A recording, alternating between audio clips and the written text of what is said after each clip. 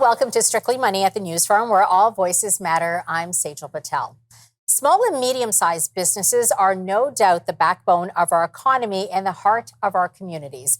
And yet, reaching profitability has never been more difficult than it is today for them. Many struggle to find financing, especially if they don't fit into a square box. And now they face higher inflation and interest rates and the prospect of a recession. Well, one company is trying to change that and has built the first inclusive matchmaking platform to help small businesses find the funding and customers they need to grow and prosper. Barry Hillier is CEO of eQuo, and he joins me now. Barry, great to have you on. Thanks, Saijal. It's been a real pleasure, and really appreciate you highlighting small business. Yeah, let's talk about this because this is a unique platform, matchmaking platform that connects small businesses with capital and customers and talent, from what I understand. So tell us how this works, and maybe we start with the investment piece first. No, absolutely. So we're focused on the 1.2 million small businesses that are across Canada. There are also 583 million globally, and most of these businesses tend to be run by founders who are immigrants. They're women, they're Black, they're Indigenous, persons of color, persons with disabilities, persons over 60, or LGBTQ+. And those groups in particular have struggled to find funding. And in particular, this has caused huge issues. And so what we're attempting to do with eQuo is to create a platform that uses heavy metadata tagging as well as algorithms to find alternative resources that include alternative investors, alternative capital providers, alternative banking solutions, and other cash flow solutions. And by finding and matching, what we believe we're going to be able to do is create a solution for that middle ground between startup and high growth companies that is sorely underestimated and underfunded. Yeah, I'm so glad you mentioned the inclusive part because certainly a lot of the work that I do around trying to close the financial security gap, this is one of the issues that I see, baked in bias sometimes in the system.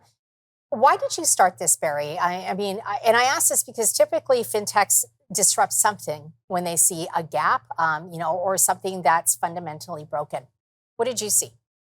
Well, first of all, I'm a serial entrepreneur. I've built and I've sold a few companies. And one of the issues that I found was it's really hard to build a company. And I'm an older white man. Mm-hmm. And when you start to talk about all of the groups that I just mentioned, it's exponentially harder. And we need to be able to do something because a top-down approach is not working. Status quo is not working for the majority of businesses. And we're about to approach $100 trillion in global GDP for the first time. And 55 trillion of that is coming from small business, yet it's being ignored. And so we're looking at ourselves as being a bottom-up approach and recognizing that if we can collectively work together, not only do we think we can break status quo, but we can support these founders in a way that will have more than a transactional impact, but a transformational impact globally. Okay. Barry, we have about a minute and a little bit more than that before the commercial break.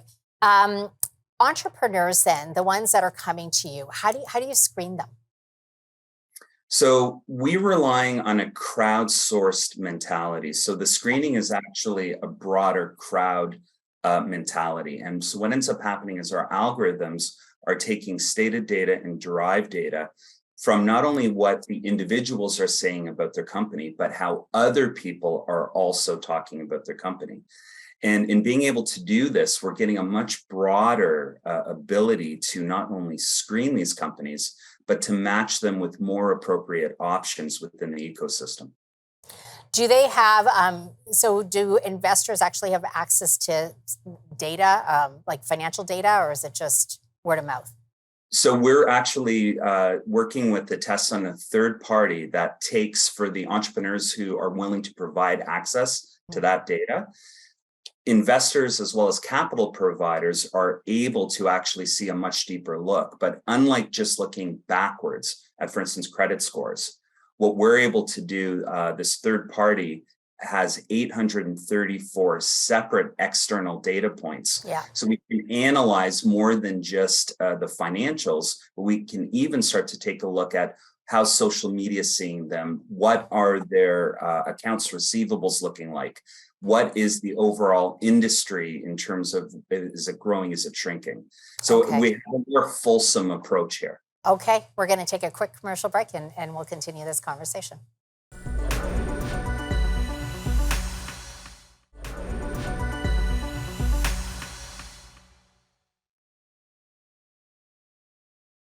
Welcome back.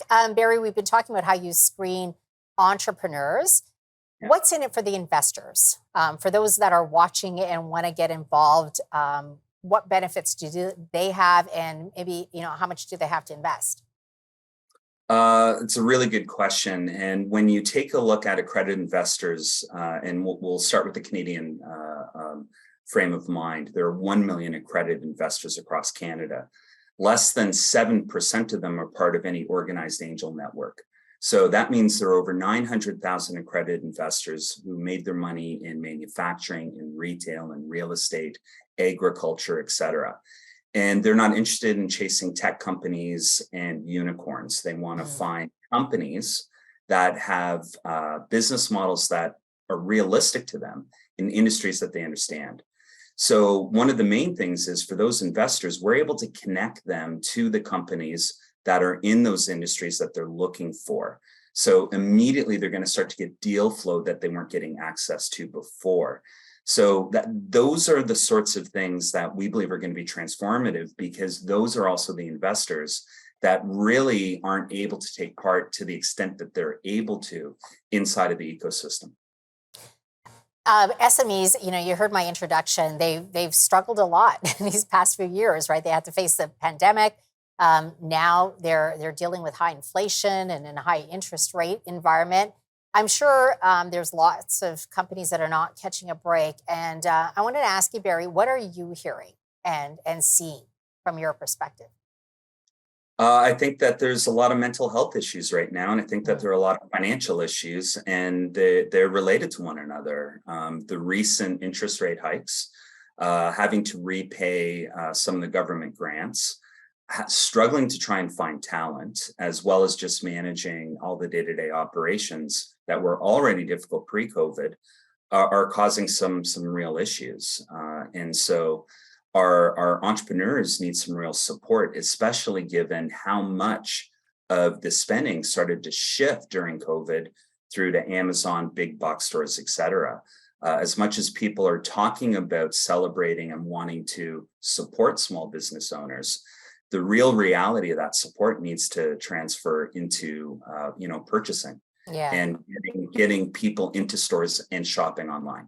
So tell me how eQuo helps businesses get customers and talent, as you mentioned.